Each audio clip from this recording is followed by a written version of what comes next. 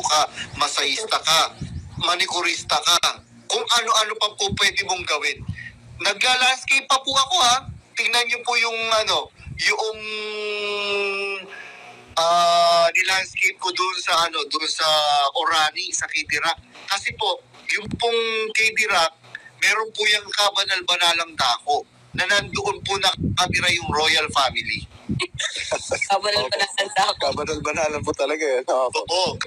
Kabanal-banalang dako, pero ang dami-daming nangyayaring kababalaghan. Ang tibay, no? Talagang talagang matindi eh. Hindi mo maintindihan kung tayo maglayasan na diyan. Sa bagay, ako'y nakalabas na. Bahala kayo diyang natita. Ito yung si Sis Paulina, dami account niya to. Opo nga. Na-miss daw niya yung like Tiki. Taga-Euro.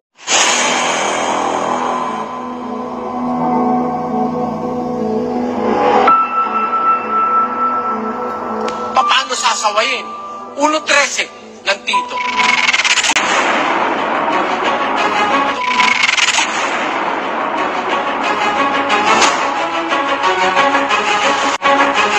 Sawayin mo, may kabaksikan sila upang magpakagaling sa pananampalataya. Gusto mong gumaling ang tao? Pag mali, sawayin. In the name of Jesus! Gusto namin kayong malita. Si Jesus Christ dito na nakatira sa atin.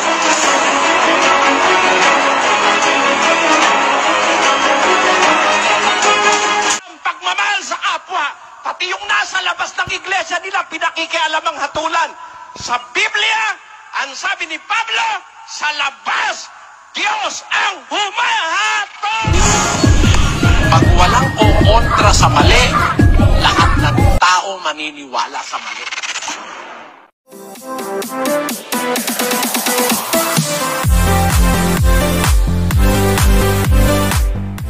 Muli po mga kaibigan, sa oras na ito, narito muli ang iyong programang Expose the Truth.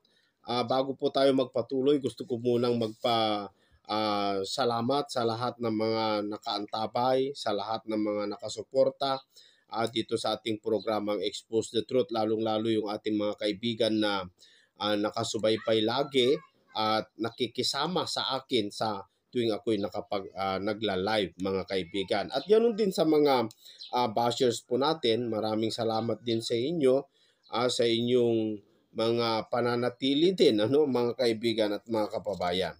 Sa oras na ito, gusto ko pong mag-share sa inyo ng mga sinasabing issue ng mga nag-exit dyan po sa MCGI, na marami po silang issue na ibinabato sa pamunuan ng MCGI ngayon mga kaibigan, na kung saan ayon po sa kanila, yung mga ginagawa po dati ng kapatid na Eli, tulad yung pangangaral, yung pagtulong, yung pag-broadcast, ayon sa mga nag-exit gaya ni J.R. Badong, ni C.J. Perez, at Nikki o kung sino pa man mga kaibigan, si Willie Santiago, ang ibinabato nilang issue, saan na daw napupunta yung mga abuloy, sapagkat wala naman daw pangangaral o hindi naman daw nangangaral si KDR, wala naman daw siyang pinaggagastusan.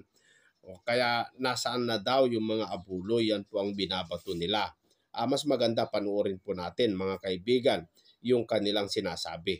Ito po. Wala na yung espiritu ng pagkakapatiran na inalagaan ng kapatid na Soriano nung buhay siya. Kasi nung panahon ng kapatid na Soriano, hindi mo mararamdaman na mahirap ka. Kasi yung mahirap at yaman, nagmi-meet sila sa gitna. Matulungan yung mga nangangailangan. Bakit saan pupunta yung abuloy ng mga kapatid? Daniel, hindi ka na nga nangangaral, wala kang binabayarang Ngayon sasabihin mo na wala kayong pinatigil sa mga patunayan mo, Daniel Rason. Ipakita mo sa kapatiran, mag-report ka sa mga kapatid. Ito po yung mga wala pong pinatigil sa mga broadcast sa abroad. Nasaan? Hanggang tataka lang naman, Daniel Rason Paranoid talaga siya, si Mickey. Bakit? Unang-una, hindi niya So yan po mga kaibigan, ang akusasyon o issue na ibinabato nila sa pamunuan ng MCGI. Itong kay KDR na kung saan nawala na daw yung mga programa ng kapatid na Eli, gaya yung paglingap sa mga mahihirap. Hindi daw katulad nung panahon ni Brother Eli na hindi mo mararamdaman na mayroong pong mahirap, kundi sila daw ay pantay-pantay. At yun ay nawala na daw. Pati yung pangangaral nawala na din daw, mga kaibigan. Pero sa mga nagko-comment sa atin, mayroon po silang mga komento na sinasabi, mga kaibigan, tulad na lamang po ito, galing po sa ating taga-subaybay na si Charmy Timbol. Sabi niya, puro gawa ng masama ang mga sinasabi. Dahil sa totoo lang, lalong tumibay at ang dami na babautismo dahil sa totoong iglesia ng Diyos. Kapuutan o maraming kaaway na kasulat sa Biblia.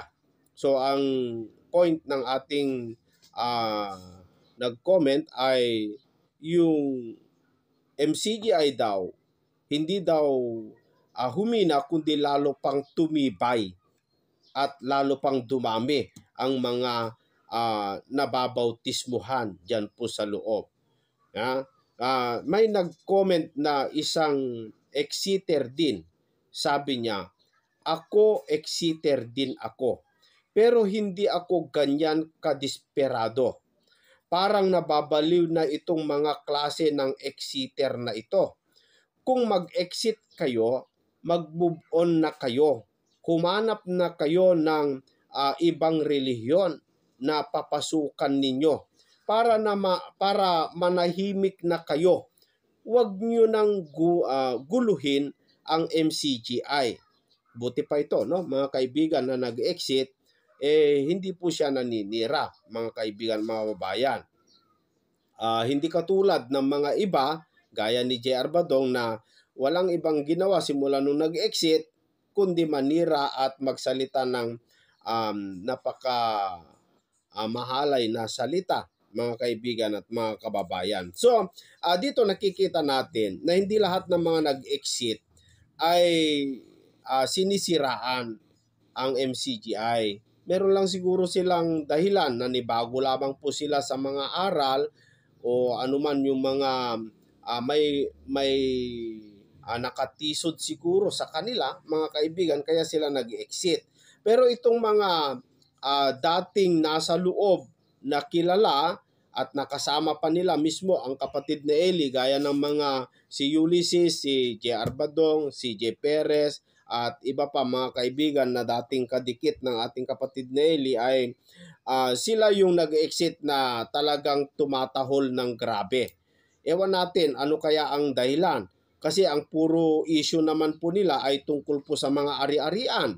Parang lumalabas kung atin pong pag-iisipan, i-analyze, parang may mga hiling po ito, ang mga ito na hindi po napagbigyan. Parang may mga posisyon na gusto nila na hindi po napagkaloob sa kanila, mga kaibigan. Kung sila po kaya ang naging leader, ano kaya ang nangyari sa MCGI ngayon, mga kaibigan at mga kapatid? Ganun pa man, mga kaibigan, ay yung tanong nila na hindi naman daw nangangaral, wala naman daw paggastusan ng malaki gaya ng broadcast, satellite. Saan daw napupunta ang mga abuloy ng kapatiran ng MCGI?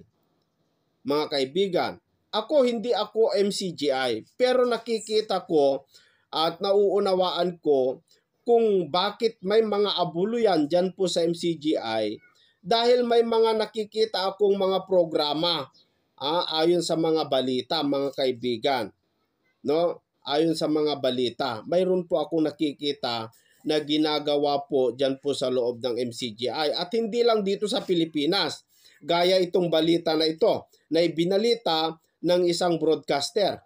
Panoorin natin. Ampo naman ang isang Christian religious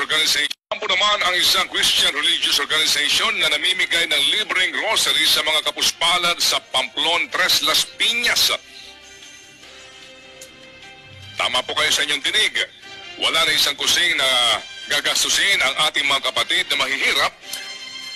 Talaga po namang nakakataba ng puso ang post ni Lovely Soto na isang volunteer sa Free Store. Makikita ang mga tao na libre kumukuha ng damit, pagkain, sabon at mga diaper. Ang Free Store ay tinayo ng miyembro ng Church of God International. Ito ay nilusad po hindi lamang sa Pilipinas kundi maging sa ibang bansa. Gaya po ng ating nasabi, tanging ang mga nangangailangan lamang na ating mga kapatid ang target na matulungan ng tinatawag na Free Store. Galing naman. So yan po ang balita na sinabi ni Ted Filon, na kung saan, mga kaibigan, si Ted Filon, ang pagkaalam ko, hindi naman yata yan membro ng MCGI, mga kaibigan. So alam natin, sa likod ng mga napakaraming naninira sa programa ng MCGI ngayon, ay hindi naman po yata tumigil ang gawain tungkol po sa pagtulong sa mga nangangailangan, mga kaibigan. Kasi ang sabi po sa balita o sa sinabi ni Ted Filon ay mga kaibigan, hindi lang sa iba dito sa Pilipinas, miski sa ibang bansa. At ang target po nila yung mga kapuspalad, yung wala talagang may pambili sa kanilang mga pangangailangan araw-araw, gaya ng mga grocery, mga kaibigan. No? So, yan ay hindi naman po yata tumigil, mga kaibigan. Hindi tulad yung sinabi ni J.R. Badong na nawala na po yung mga programa ng kapatid na Eli at wala ka daw mararamdaman na mahirap sa panahon ni kapatid na Eli. Hindi naman yata nawala, no, mga kaibigan. Hindi naman yata nawala ayon dito sa sinasabi. At meron pa akong nakitang video. Pero ito'y mga ilan lang, napakaraming mga video ng mga MCGI na ginagawa nilang pagtulong sa mga tao.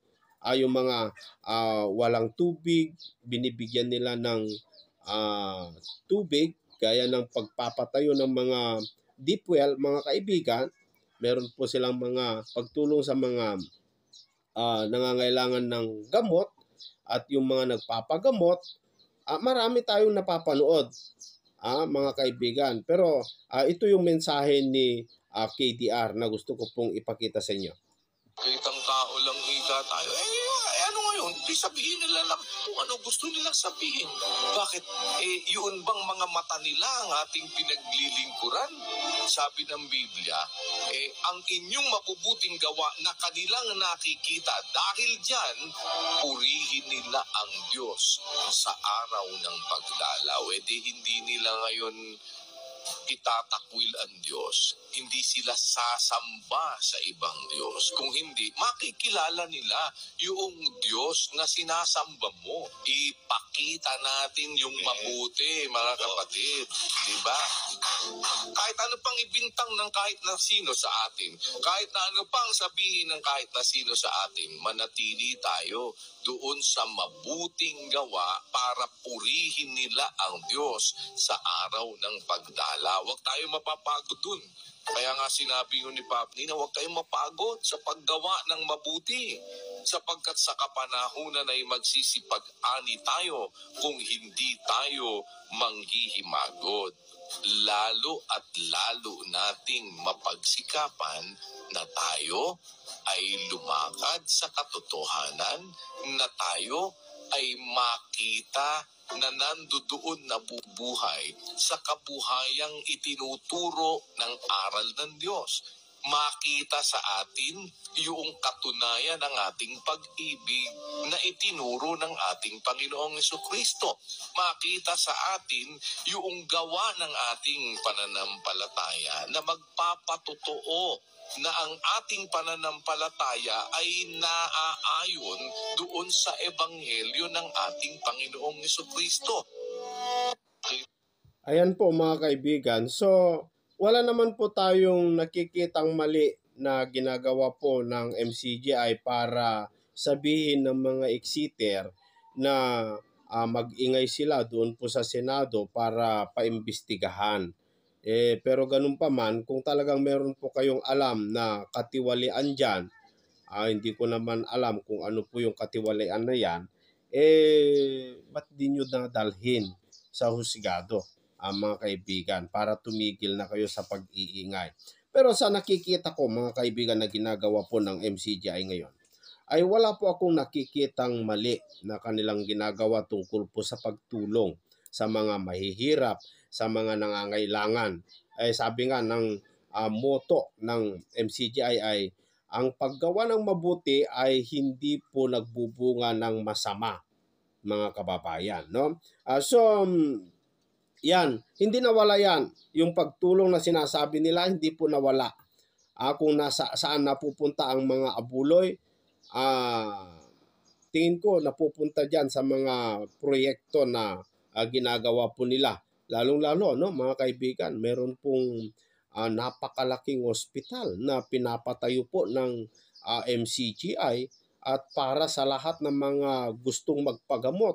Miski ikaw ay kalaban sa pananampalataya, miski ikaw ay exeter, free ka doon kapag yan po ay nag-operate na. Ngayon, mga kaibigan at mga kababayan, ay napakalaking gastusin yan.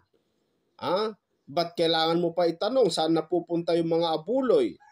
Sa tingin ko, kulang na kulang pa nga siguro mga kaibigan may mga nag-comment pa sa atin na yung mga nagtatahol dyan na exeter ay akala mo kung napakalaking naibigay sa MCGI, kala mo yung milyon-milyon na, sabi nila. Ewan natin kung ilan po yung mga naibigay po nila. Pero meron po sigurong dahilan sila kung bakit sila nag-iingay ngayon.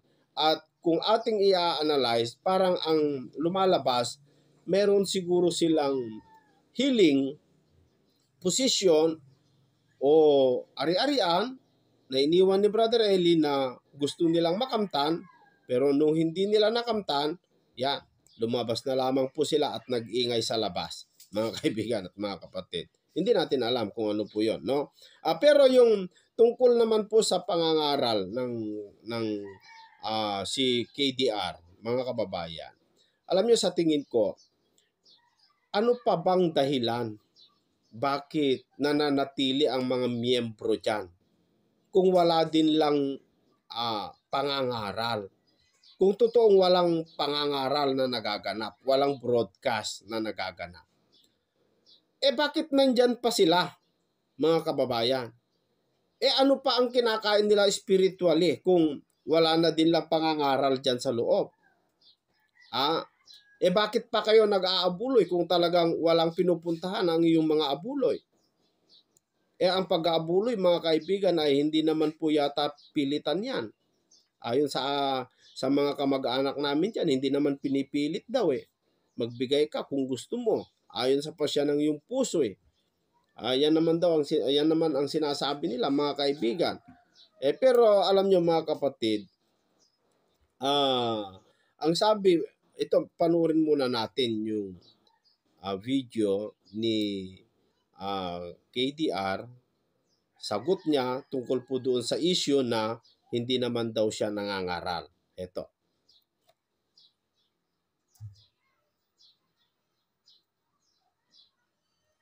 Kaya pag nakarinig ka ng kahit na sino na ang sinasabi hindi naman pawang utos at sulat, mag-isip ka na.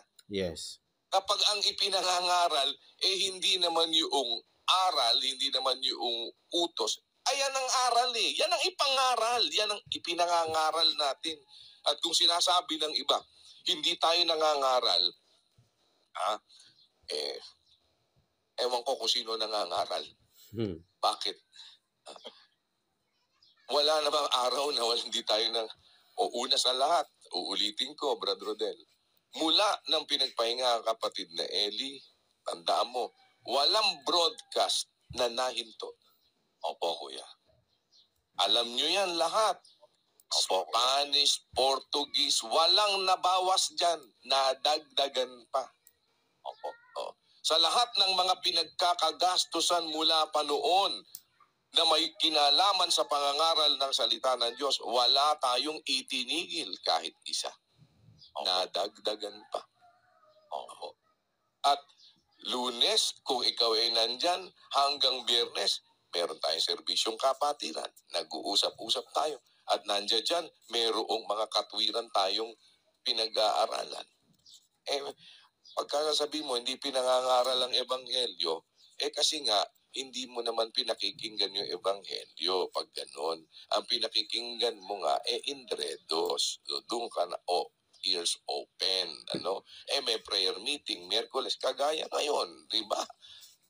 Tapos, bukod pa dun sa regular na mga ginagawa natin talaga, sa Sabado, may prayer, meron tayong worship service in the morning, may pasalamat tayo sa hapon, andyan lahat, meron tayo ngayong ginagawa, merong mga,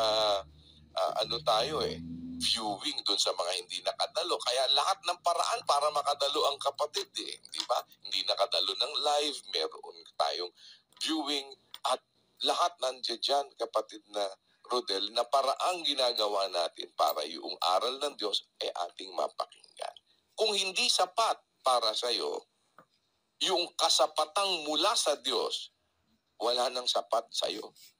Opo, di ba? Bakit? Kasi hindi naman ang kasapatan doon sa iba na gustong magpropeta, yung kasapatang mula sa Diyos na nandyan, ang kasapatan sa kanila, mangalkal ng buhay ng may buhay, manira ng na kung yun ang paniniwalaan ninyo, it's up to you. Diba? We are all free and we live in a free and democratic country, at ang Diyos nagbigay ng free will sa tao. Mamili ka, buhay o kamatayan. And you just have to be careful dahil hindi naman mahirap ang batayan. Andiyan dyan naman, kapatid na Rodel, na pag yan ngayon ang hinawakan mo, yung turo, hinawakan mo yung espiritu na sinasabi ng ating Panginoong Jesucristo, hinawakan nating lahat, magiging matibay tayo, Brad Rodel, sa iisang espiritu at magkakaisa tayo ng kaluluwa sa pagsisikap, sa pananampalataya, saan? Sa ebanghelyo. Na nanggaling sa pakikinig. Diba? Kaya ang sinampalatayanan, ebanghelyo. Hindi ang sinampalatayanan, yung mga walang katapusang, hindi naman matatapos yung mga na ganyan mga, kaya nga sinabi na, kailang katitigil ng pagpapasama sa daang matuwid ng Panginoon? Hindi ba? Gano'n naman talaga dun sa mga naniniwala. Talagang kahit nung panahon pa ng kapatid na Eli, walang pinakamasamang tao para sa kanila kundi si kapatid na Eli. Ngayon, walang pinakamasamang tao ngayon kung hindi ako. Gano'n lang naman yun talaga, hindi ba? Ganun lang talaga yun but does that make you good? Kung ako man halimbawa, for the sake of argument, ang pinakamasama, naging mabuti ka na dahil doon. Ganun lang naman yun. Gusto mo ng hiwaga? Hintayin mo! Doon sa iba. So yan po yung sinabi ni KDR. Ito, ang video ito, mga kaibigan, in-upload po ito ng mga exiters. So, hindi po lingid sa kanila na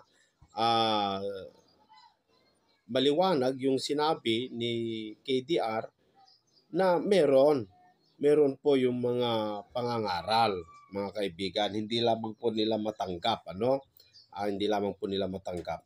Alam nyo, mga kaibigan, sa tingin ko, itong mga nag-exit, yung sinasabi nila na mga fanatics dyan po sa loob ng MCGI na hindi po sila umaalis dahil fanatics po sila. Alam nyo, lumalabas talaga ang fanatiko dito ay yung mga nag-exit Bakit? Kasi ang hinahanap nila yung dating pamumuno ni kapatid na Eli. Dahil ramdam nila na iba po yung estilo ni KDR sa pamumuno ni Bes, mga kaibigan. Ayaw nila kay KDR, gusto nila si Bes. So lumalabas, sila po ay panatiko kay kapatid ni Eli. Mga kapatid, kung hinahanap po ninyo kay KDR, yung kay kapatid ni Eli, hindi nyo po yun mahanap. At kung dahil hindi nyo mahanap kay kapatid na Daniel at lumabas kayo para hanapin yon, lalong hindi nyo po mahanap sa labas, saan po kayo pupunta? Sabi yung isang nag-comment, mag-move on na kayo. Hanap na lang kayo ng ibang relihiyon na pwede ninyong pasukan para manahimik. Saan kayo pupunta, mga kaibigan? Sa Katoliko na kinasusuklaman nyo dati? Gusto nyo bang pumunta sa Katoliko na magsamba rin na kayo ng mga Diyos-Diyusan? Mga kababayan, saan kayo pupunta? Sa Iglesia ni Cristo na naniniwala na si Kristo'y tao at hindi Diyos, naging kailanman ay hindi Diyos? Diyan po kayo sa Iglesia ni Cristo pupunta, mga kapatid, para mapagbigyan ng pansin. Gaya ni Jared, pumunta sa Katoliko dahil binigyan ng pansin. Ngayon, nag-broadcast na. Akala mo siya napakatalino na. Ganun ba gusto ng mga exiters, mga kababayan? Punta ka ba sa Sabadista? Na ang mga Sabadista ay ipinagpipilit yung mga lumang tipan. Na yan naman po ay binago na po ng ating Panginoong Jesucristo. So, saan kayo pupunta, mga kaibigan, mga babayan? Ba't nyo hinahanap yung si Brother Eli sa ibang tao? Lahat naman ng tao magkakaiba Lahat ng tao magkakaiba, hindi po magkapare-pareho yan. Kaya wag nyong hanapin kay kapatid na Daniel yung pamumuno ni Brother Eli. Ganun pa man, wala naman nawala ayon sa sinabi ng pamumuno o namumuno dyan po sa MCGI na hindi po tumigil, bagkus nadagdagan pa nga daw, sabi niya, no? Kasi marami po tayong nababalitaan na maraming idinagdag dyan. At ang nawala lang naman dyan ay yung pakikipagdebate na yan po yung hinahanap po ninyo. Ganun pa man, kung talaga yan po ang gusto po ninyo at may pakita nyo sa buong mundo na kayo'y napakatalinong tao, hindi naman po tayo tutol dyan kasi matatalino nga talaga kayo, di ba't di nyo harapin ang mga Iglesia ni Cristo, mga Katoliko? Sila na lamang po ang pagbuntunan nyo ng galit. Kasi panatik po kayo kay kapatid na Eli, gustong-gusto nyo siya. Kahit patay na ay nahanap nyo pa rin ang kanyang pamumuno, makipagdebate po kayo. Total, nasa labas na po kayo, mga kaibigan, mga kababayan. Ang tungkol naman po sa abuluyan, nakita natin na tuloy-tuloy naman sa mga balita, makikita natin tuloy-tuloy ang abuluyan. Alam nyo, mga kaibigan, ayon sa mga kamag-anak namin, hindi naman daw nila pinipilit yung mga taong nagbibigay. Kundi nagbibigay naman po sila ayon sa kanilang pasya ng kanilang puso. Wala naman daw pilitan. Gaya ng mga sinasabi po ninyo dito sa YouTube na hindi na tumitigil yung mga abuluyan, lalong naghihirap na ang mga miyembro. Siguro yan po yung napapansin po ninyo, pero sa mga iba ay hindi naman, mga kaibigan, no? Hindi tumigil kundi nadagdagan pa nga daw yung pagtulong. Ang pagtulong po kasi, mga kaibigan, sa mga nangangailangan, yan po yung pinaka-importante o yung pinaka-laman ng pagsamba. Ang tunay na pagsamba ayon kay Santiago doon po sa 1:27 ng Santiago, ang tunay na pagsamba ay yung pagdalaw sa mga ulila, pagdalaw sa mga babaeng bao, pagtulong sa mga nangangailangan, at pag-ingatan ang kanyang sarili sa anumang klasing kahalayan. So yan po, mga kaibigan, hindi naman po yata nawala At kung nawala man sa tingin po ninyo, kasi hindi naman daw kayo nanunood o nakikinig, sabi ni Kuya Daniel, na kung saan ang inaabangan mo lamang ay yung mga intriga. Yun yung hinihintay mong lumabas. Kung bakit po kayo nagkaroon ng tape na gaya nito, mga kaibigan, video sa loob ng MCGI, hindi naman po yan broadcast Wala yan hindi nakikita yan sa YouTube. Pero bakit meron kayo? Kasi siguro mga kaibigan, meron po kayong pinagkukunan na tik-tik dyan po sa loob. Pero ganun pa man, mukhang hindi naman po natitinag ang mga namumuno dyan. Pero kung ano man yung mga pinaglalaban po ninyo, gaano man yan katotoo, mga kaibigan at mga kapatid, mga personal na bagay po yan, daanin nyo na po sa husgado kung yan ay matibay ang iyong mga batayan o mga matibay ang iyong ebidensya. Dalhin nyo na po mga kaibigan, huwag nyo na pong patagalin. Kung talagang concern kayo sa mga miyembro, dalhin nyo na yan para maimbestigahan. So yan lamang po mga kaibigan, maraming salamat po sa inyong lahat. Hanggang sa susunod po mga kapatid, dito sa ating programang Expose the Truth.